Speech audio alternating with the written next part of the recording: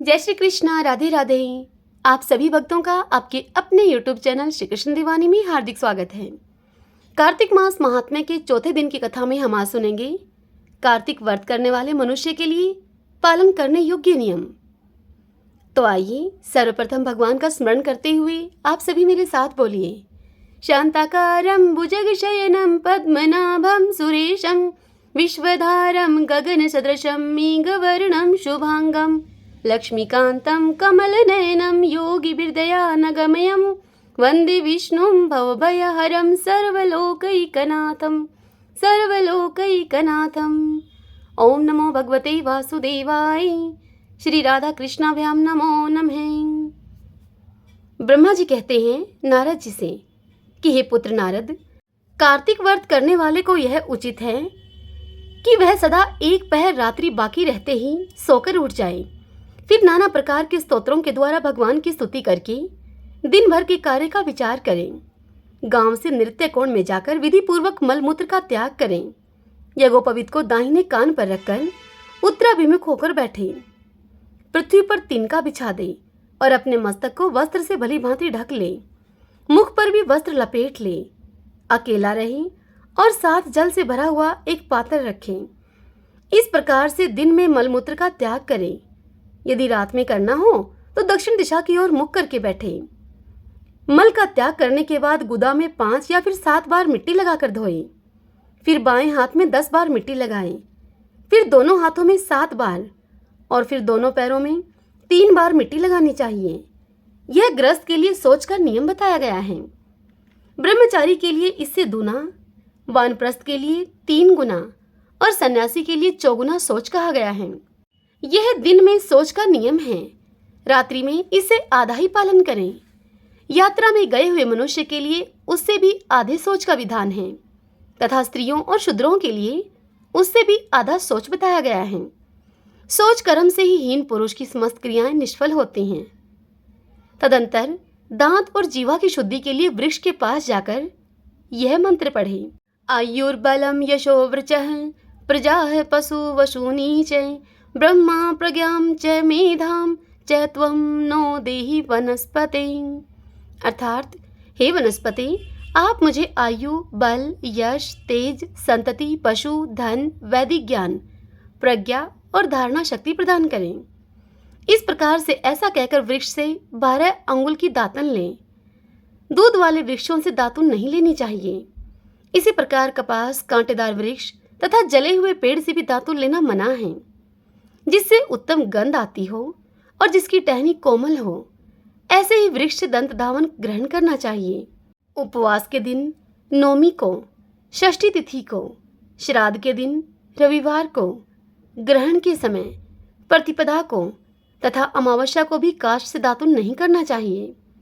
जिस दिन दातुन का विधान नहीं है उस दिन 12 कुल्ले कर लेने चाहिए। विधि पूर्वक दांतों को शुद्ध करके मुंह को जल से धो डालें और भगवान विष्णु के नामों का उच्चारण करते हुए 2 घड़ी रात रहते ही स्नान के लिए जलाशय पर जाएं। कार्तिक के व्रत का पालन करने वाला पुरुष विधि से स्नान करे, फिर धोती को निचोड़कर अपनी रुचि के अनुसार तिलक करें।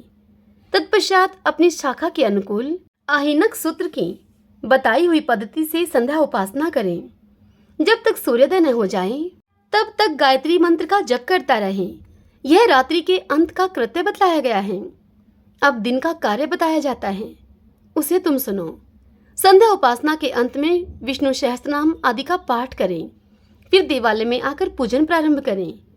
भगवत संबंधी पदों के गान, कीर्तन और नृत्य आदि कार्यों में दिन का प्रथम पहर व्यतीत करें।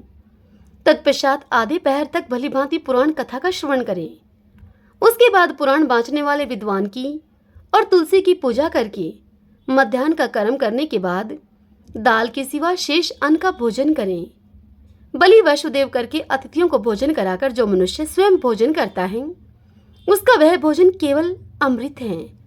मुख शुद्धि के लिए तीर्थ जल अर्थात भगवान के चरणों का अमृत अर्थात भगवान के चरणों का जल, तीर्थ का जल जिसे कहते हैं, उसके साथ तुलसी भक्षण करें।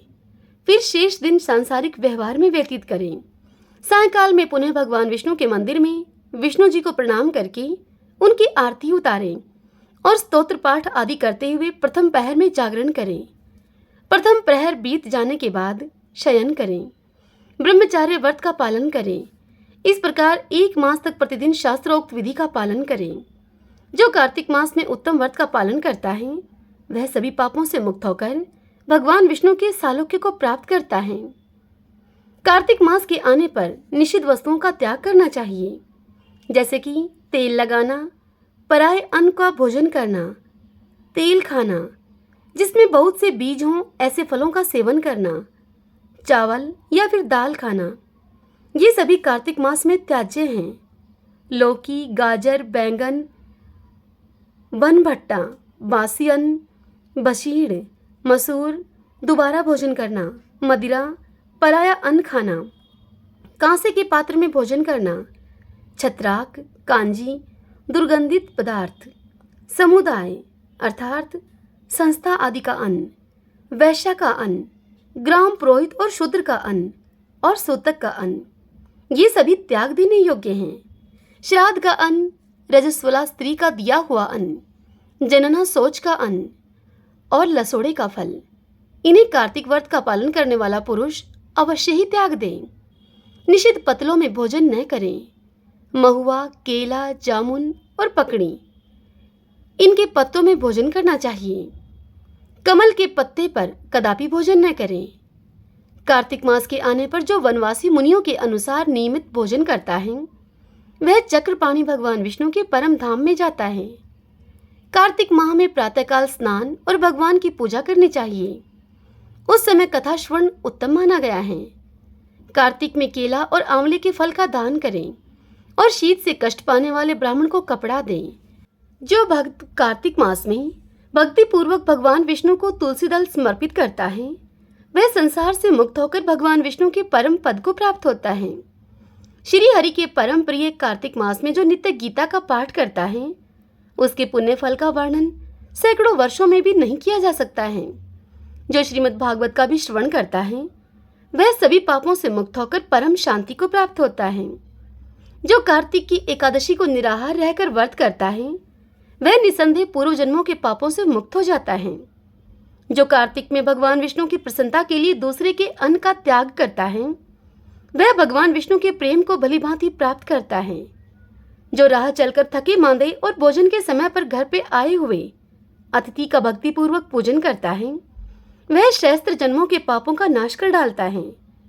जो मूढ़ मानव वैष्णव महात्माओं की निंदा करते हैं वे अपने पितरों के साथ महारौरव नरक में गिरते हैं। जो भगवान की और भगवान के भक्तों की निंदा सुनते हुए भी वहां से दूर नहीं जाते वह भगवान का प्रिय भगत नहीं होते। जो कार्तिक मास में भगवान विष्णु की परिक्रमा करता है उसे पग पग पर अश्वमेध यज्ञ का फल प्राप्त होता है।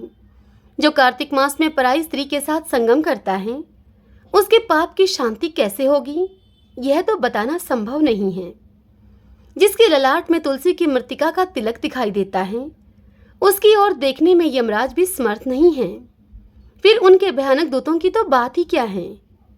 कार्तिक में भगवान विष्णु की प्रसन्नता के लिए धर्म का अनुष्ठान करना चाहिए। मास व्रत की समाप्ति होने पर उस व्रत की पूर्णता के लिए श्रेष्ठ ब्राह्मण को दान देना चाहिए। जो कार्तिक में भगवान विष्णु के मंदिर में चूना आदि का लेप कराता है या फिर तस्वीर आदि लिखता है वह भगवान विष्णु के समीप आनंद का अनुभव करता है। जो ब्राह्मण कार्तिक मास में गबस्तीश्वर के समीप शत्ररुद्री का जप करता है उसके मंत्र की सिद्धि होती है। जिन्होंने 3 वर्षों तक काशी में रहकर भक्तिपूर्वक सांगोपांग कार्तिक व्रत का अनुष्ठान किया है उन्हें संपत्ति, संतति, यश और धर्म बुद्धि की प्राप्ति के द्वारा इस लोक में ही उस व्रत का प्रत्यक्ष फल दिखाई देता है। कार्तिक में प्याज, सिंघाड़ा, सेज, बेर, राई, नशीली वस्तु, चिवड़ा, इन सभी वस्तुओं का उपयोग न करें। कार्तिक का व्रत करने वाला मनुष्य देवता, वेद, ब्राह्मण, गुरु, गौ, वर्ती, स्त्री, राजा और महात्माओं की निंदा न करें। कार्तिक में केवल नरक चतुर्दशी अर्थात दिवाली के 1 रोज पहले को शरीर में तेल लगाना चाहिए। उसके सिवा और किसी भी दिन व्रती मनुष्य अपने शरीर में तेल न लगावे। नालिका, मूली, कुम्हड़ा, कैथ इनका भी त्याग कर दे। रजस्वला, चांडाल, मलेच्छ, पतित, व्रतहीन, ब्राह्मण द्वेषी और वेद बहिष्कृत लोगों से वर्ती मनुष्य बातचीत न करे। हरिओम तत्सत। आज की यह कथा यहीं पर पूर्ण होती है। इससे आगे की कथा कल हम अगले अध्याय में सुनेंगे। श्रीमन नारायण नारायण हरि हरि, भजमन नारायण नारायण हरि हरि। आइए भक्तजनों, अब हम श्रीमद् भगवद गीता का महात्म्य श्रवण करते हैं। श्री भगवान देवी लक्ष्मी से कहते हैं कि हे प्रिय, जनस्थान में एक बड़ नामक ब्राह्मण रहा करता था, जो कि कौशिक वंश में उत्पन्न हुआ था। उसने अपना जातीय धर्म छोड़कर बनिए की वृत्ति में अपने मन को लगाया। उसे पराई स्त्रियों के साथ व्यभिचार करने का भी व्यसन पड़ गया था। वह सदा ही जुआ खेलता, शराब पीता और शिकार खेलकर जीवों की हिंसा किया करता था। इसी प्रकार से उसका समय बीत रहा था। उसका धन नष्ट हो जाने पर अब वह व्यापार के लिए बहुत दूर उत्तर दिशा में चला गया। वहां से धन कमाकर अब वह घर की ओर लौटा। बहुत दूर का रास्ता उसने तय कर लिया था। एक दिन सूर्यास्त हो जाने पर जब दशों दिशाओं में अंधकार फैल गया, तब एक वृक्ष के नीचे कुछ लुटेरों ने उसको धर दबाया और शीघ्र ही उसके प्राण ले लिए। उसके धर्म का लोप हो गया था, इसलिए वह बड़ा ही भयानक प्रेत बना। उसका पुत्र बड़ा ही धर्मात्मा और वेदों का विद्वान था। उसने अब तक अपने पिता के लौट आने की राह देखी। जब वे नहीं आए, तब उनका पता लगाने के लिए वह पुत्र स्वयं भी घर छोड़कर चल दिया। वह प्रतिदिन अपने पिता की खोज करता, मगर राहगीरों के पूछने पर भी उसे अपने पिता का कुछ भी समाचार नहीं मिलता था। तदंतर एक दिन एक मनुष्य से उस पुत्र की भेंट हुई, जो कि उसके पिता का सहायक था। उससे सारा हाल जानकर उस पुत्र ने पिता की मृत्यु पर बड़ा ही शोक किया। वह पुत्र बड़ा ही बुद्धिमान था। बहुत कुछ सोच विचार करके पिता का पारलौकिक कर्म करने की इच्छा से आवश्यक सामग्री साथ में लेकर उसने काशी जाने का विचार किया। मार्ग में 7-8 मुकाम डालकर वह 9वें दिन उसी वृक्ष के नीचे जा पहुंचा, जहां पर कि उसके पिता मारे गए थे। उस स्थान पर उसने संध्या उपासना की और गीता के 3रे अध्याय का पाठ किया। इसी समय आकाश में बड़ी ही भयानक एक आवाज हुई। उसने अपने पिता को भयंकर आकार में देखा। फिर तुरंत ही अपने सामने आकाश में उसे एक सुंदर विमान भी दिखाई दिया, जो कि महान तेज से व्याप्त था। उसमें अनेकों क्षुद्र घंटिकाएं लगी हुई थी। उसके तेज से समस्त दिशाएं आलोकित हो रही थी। यह दृश्य देखकर उस पुत्र के चित्त की व्याग्रता अब दूर हो गई। उसने विमान पर अपने पिता को दिव्य रूप धारण किए हुए विराजमान देखा। उनके शरीर पर पीतांबर शोभा पा रहा था और मुनिजन उनकी स्तुति कर रहे थे। उन्हें देखते ही पुत्र ने उनको प्रणाम किया। तब पिता ने भी अपने पुत्र को आशीर्वाद दिया। तत्पश्चात उसने पिता से यह सारा वृत्तांत पूछा। उसके उत्तर में उसके पिता ने सब बातें बताकर अपने पुत्र से इस प्रकार कहना आरंभ किया। उसने कहा कि बेटा, दयावश मेरे निकट गीता के 3 अध्याय का पाठ करके तुमने इस शरीर के द्वारा किए हुए दुस्तज कर्म बंधन से मुझे छुड़ा दिया है।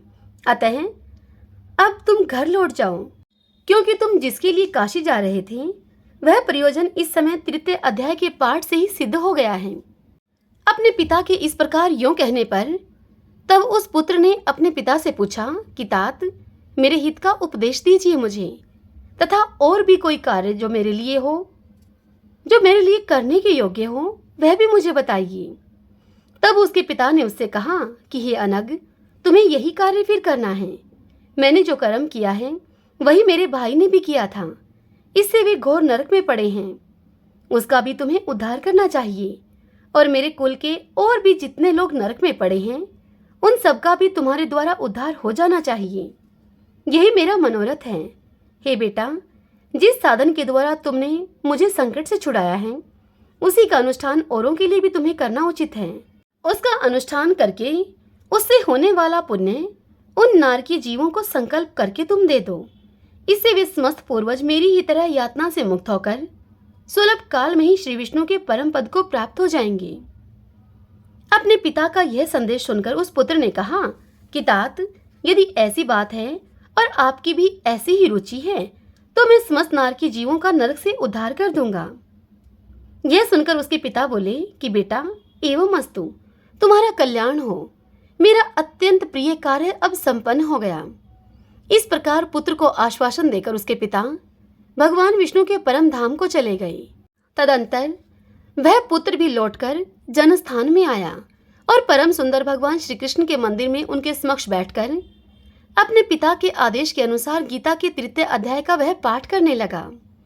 उसने नारकी जीवों का उद्धार करने की इच्छा से गीता पाठ जनित सारा पुण्य संकल्प करके दे दिया। इसी बीच में भगवान विष्णु के दूत यातना भोगने वाले उन नारकी जीवों को छुड़ाने के लिए यमराज के पास गए। यमराज ने नाना प्रकार के सत्कारों से भगवान विष्णु के दूतों का पूजन किया और उनकी कुशलक्षेम पूछी।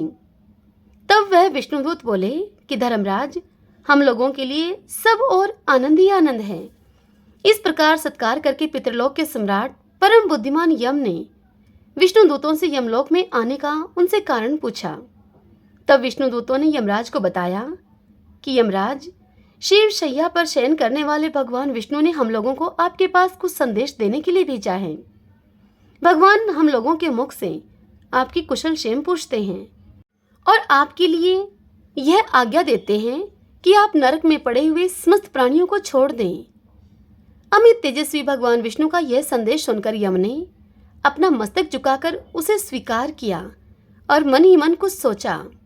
तदंतर मदो उन्मत्त नारकी जीवों को नरक से मुक्त देखकर उनके साथ ही वे यमराज भगवान विष्णु के वास स्थान को चले। यमराज श्रेष्ठ विमान के द्वारा जहाँ क्षीरसागर है अब वहां जा पहुंचे। उसके भीतर कोटि कोटि सूर्यों के समान कांतिमान नील कमल दल के समान श्याम सुंदर लोकनाथ जगत गुरु श्री हरि का उन्होंने दर्शन किया। भगवान का तेज उनकी शैया पर बने हुए शेषनाग के फनों की मणियों के प्रकाश से दुगना हो रहा था। वे आनंद युक्त दिखाई दे रहे थे। उनका हृदय प्रसन्नता से परिपूर्ण था। भगवती लक्ष्मी अपने सरल चितवन से प्रेम पूर्वक उन्हें बारंबार निहार रही थी। चारों ओर योगीजन भगवान की सेवा में खड़े थे। उन योगियों की आंख के तारे ध्यानस्थ होने के कारण निश्चल प्रतीत होते थे। देवराज इंद्र अपने विरोधियों को परास्त करने के उद्देश्य से भगवान की स्तुति कर रहे थे। ब्रह्मा जी के मुख से निकले हुए वेदांत वाक्य मूर्तिमान होकर भगवान के गुणों का गान कर रहे थे। भगवान पूर्णतः संतुष्ट होने के साथ ही समस्त योनियों की ओर से उदासीन प्रतीत होते थे। जीवों में से जिन्होंने योग साधना के द्वारा अधिक पुण्य संचय किया था, उन सबको एक ही साथ में कृपा दृष्टि से निहार रहे थे। भगवान अपने स्वरूपभूत अखिल चराचर जगत को आनंद पूर्ण दृष्टि से अमोदित कर रहे थे। शेषनाग की प्रभा से उद्भाषित एवं सर्वत्र व्यापक दिव्य विग्रह धारण किए हुए नील कमल के सदृश श्याम वर्ण वाले श्रीहरि ऐसे जान पड़ते थे मानो कि चांदनी से घिरा हुआ आकाश सुशोभित हो रहा हो। इस प्रकार भगवान की झांकी करके यमराज अपनी विशाल बुद्धि के द्वारा अब उन भगवान की स्तुति करने लगे। स्तुति करते हुए यमराज बोले कि संपूर्ण जगत का निर्माण करने वाले हे परमेश्वर, आपका अंतःकरण अत्यंत निर्मल है। आपके मुख से ही वेदों का प्रादुर्भाव हुआ है। आप ही विश्वरूप और इसके विधायक ब्रह्मा हैं। आपको नमस्कार है। अपने बल और वेग के कारण जो अत्यंत दुर्दर्श प्रतीत होते हैं, ऐसे दानवेंद्रों का अभिमान चूर्ण करने वाले हे भगवान विष्णु, आपको नमस्कार है। पालन के समय सतोमय शरीर को धारण करने वाले, समस्त देहधारियों की पातक राशि को दूर करने वाले आप परमात्मा को मेरा प्रणाम है। जिनके ललाटवर्ती नेत्र के तनिक सा खुलने पर भी आग की लपटें निकलने लगती हैं, उन रुद्र रूपधारी आप परमेश्वर को नमस्कार है। आप संपूर्ण विश्व के गुरु, आत्मा और महेश्वर हैं। अतः समस्त वैष्णव जनों को संकट से मुक्त करके उन पर अनुग्रह करते हैं। आप माया से विस्तार को प्राप्त हुए अखिल विश्व में व्याप्त होकर भी कभी माया अथवा उससे उत्पन्न होने वाले गुणों से मोहित नहीं होते। माया तथा माया जनित गुणों के बीच में स्थित होने पर भी आप पर उनमें से किसी का प्रभाव नहीं पड़ता है। आपकी महिमा का अंत नहीं है, क्योंकि आप असीम हैं। फिर आप वाणी के विषय कैसे हो सकते हैं? अतः मेरा मौन रहना ही उचित है। इस प्रकार स्तुति करके यमराज ने हाथ जोड़कर उनसे कहा भगवान विष्णु से कि हे जगत गुरु, आपके आदेश से इन जीवों को गुण रहित होने पर भी मैंने छोड़ दिया है। अब मेरे योग्य और जो भी कार्य हो वह मुझे बताइए। यमराज के यूं कहने पर भगवान मधुसूदन मेघ के समान गंभीर वाणी के द्वारा मानो अमृत रस से सींचते हुए बोले यमराज से कि हे धर्मराज, तुम सबके प्रति सम्मान भाव रखते हुए लोगों का पाप से उद्धार कर रहे हो। तुम पर देहधारियों का भाव रखकर मैं निश्चिंत हूं। अतः तुम अपना काम करो और अपने लोक को लौट जाओ। यूं कहकर भगवान विष्णु अंतर्ध्यान हो गए। यमराज भी अपनी पुरी को लौट आए तथा वह ब्राह्मण अपनी जाति के और समस्त नारकीय जीवों का नरक से उद्धार करके स्वयं भी श्रेष्ठ विमान पर श्री विष्णु धाम को चला गया। हरि ओम तत्सत। श्रीमन्नारायण नारायण हरि हरि, भजमन नारायण नारायण हरि हरि। आइए भक्तजनों, अब हम कार्तिक माह की पावन कहानी का श्रवण करते हैं। आज हम सुनेंगे गणेश जी की कहानी और विनायक जी की कथा। एक बुढ़िया माई थी। वह मिट्टी के गणेश जी की पूजा किया करती थी। रोज मिट्टी के गणेश जी बनाए और पूजन के बाद गणेश जी गल जाएं। एक दिन एक सेठ का मकान बन रहा था।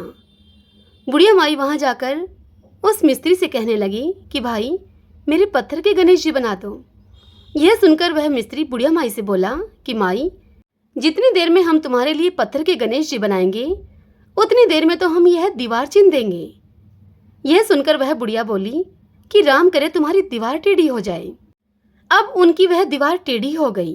मिस्त्री उस दीवार को चिने और ढा दे, चिने और ढा दे, क्योंकि वह दीवार बार बार टेढ़ी हो जाती। इस तरह करते करते अब सुबह से शाम हो गई। शाम को जब सेठ आया अपना मकान देखने के लिए, तब वह मिस्त्री से कहने लगा कि आज कोई काम नहीं हुआ है क्या? तब मिस्त्री ने उसे कहा कि आज हमारे यहाँ एक बुढ़िया माई आई थी जो कि हमें पत्थर के गणेश जी बनाने के लिए कह रही थी। हमने उसके गणेश जी घड़ के नहीं दिए। तब उसने कहा कि राम करे तुम्हारी दीवार टेढ़ी हो जाए। तभी से मैं यह दीवार बार बार चिन रहा हूँ, लेकिन यह टेढ़ी हो जा रही है। सारी बात को सुनकर साहूकार अब उस बुढ़िया माई के पास गया और जाकर बुढ़िया माई से कहने लगा कि माई, तुम्हारे लिए मैं सोने का गणेश जी गढ़वा के दूंगा, बस तुम हमारी दीवार को सीधी कर दो। सेठ ने बुढ़िया को सोने के गणेश जी गढ़वा के दिए। उस सेठ की दीवार अब सीधी हो गई। हे गणेश जी महाराज, जैसे आपने उस सेठ की दीवार सीधी की, वैसे ही सभी के कार्य सीधे करना। इस कथा को कहते सुनते हुंकारा भरते सभी के कार्य सफल करना। सभी बोलिए गणेश जी महाराज की जय। एक विनायक जी महाराज थे। चुटकी में चावल और कुलिया में दूध लिए फिर रहे थे और बोल रहे थे कि कोई मेरे लिए खीर बना दो, कोई मेरे चावल की खीर बना दो। सभी ने सुना पर किसी ने कोई कुछ नहीं बनाया। जरा से दूध और चावल से कोई खीर कैसे बने?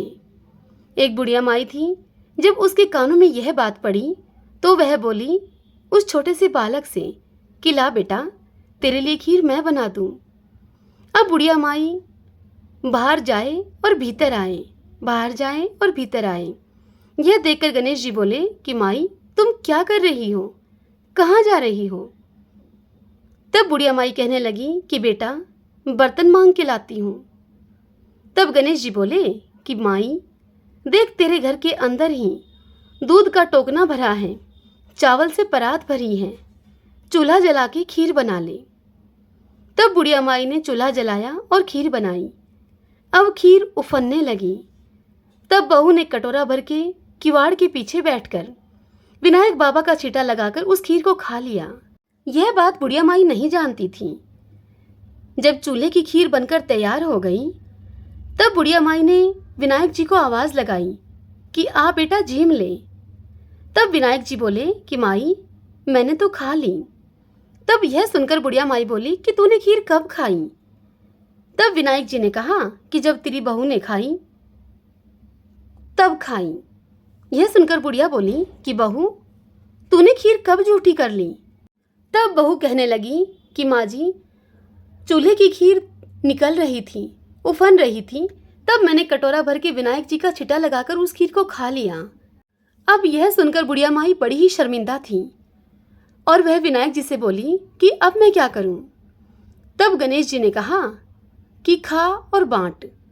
बुढ़िया माई अब खीर बांटने लगी तो दुनिया निर्जा चर्चा करने लगी, मतलब कि दुनिया उसमें कमियां निकालने लगी और कहने लगी कि कल तो यह बुढ़िया माई भूखी मरती थी और देखो आज ये खीर बांटती फिर रही है। विनायक जी महाराज बुढ़िया माई पर बहुत प्रसन्न थे। झोपड़ी को लात मारी विनायक जी महाराज ने तो झोपड़ी महल बन गई। खूब धन हो गया बुढ़िया माई के घर में। हे विनायक जी महाराज, जैसे आप बुढ़िया माई पर टूटे वैसे सब पर टूटना। इस कथा को कहते सुनते हुंकारा भरते, सभी पर अपनी कृपा करना, सभी के अन्न धन के भंडार भरना। सभी बोलिए विनायक जी महाराज की जय। आशा करती हूँ आज की यह कथा और यह महात्म्य आपको पसंद आया होगा। यदि ऐसा हो तो इस वीडियो को आप लाइक करें, अपने अपनों के साथ शेयर करें और कमेंट बॉक्स में ओम नमो भगवते वासुदेवाय लिखें। हरे कृष्णा।